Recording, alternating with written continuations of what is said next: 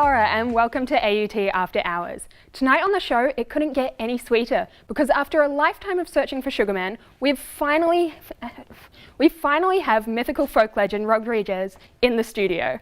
And if Sugarman can refrain from setting himself on fire live on stage, then we're also going to be freestyling into the world of geriatric rap god Jon Carr. But first tonight, we have an aspiring noise musician, Harsh Johnny. The genre noise originated in Japan and has been part of the underground music scene for many years.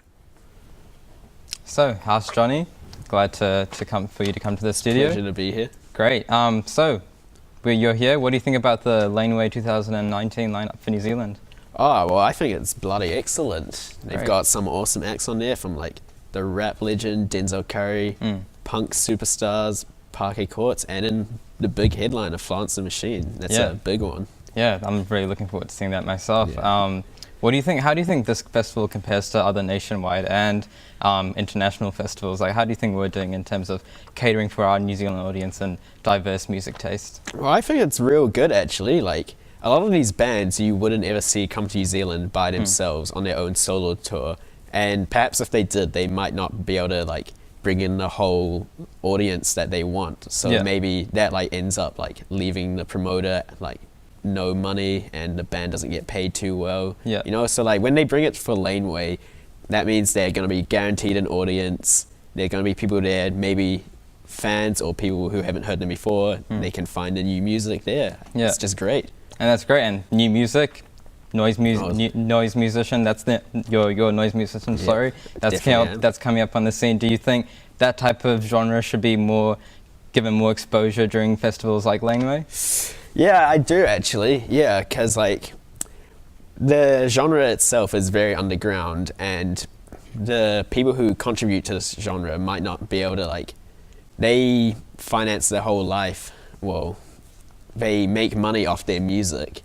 And if it's underground, they won't have the audience to show it to, so they don't eventually make the money.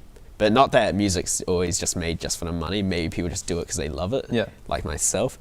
But yeah, if we want to bring this stuff to the mainstream, or not mainstream, but just get a bigger audience, then yeah, it's definitely important too.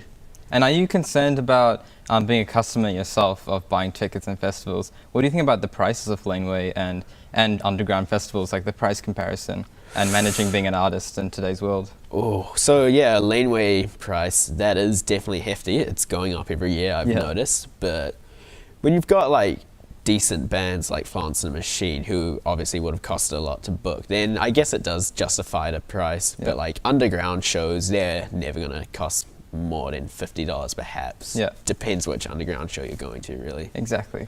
And you were talking about your underground scene and everything like that. I feel like there's a bit of a stigma or this taboo around going to a gig on Carey Road, that it might be dangerous or something might happen, or it's only for a certain kind of group. What do you think about that?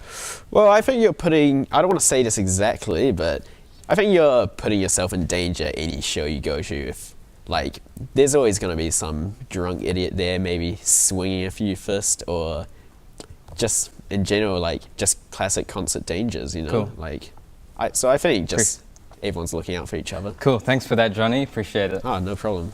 I loved it. Well, thank you so much for that, Johnny. And if you're headed to Laneway this year, make sure you let us know at AUT After Hours on Twitter.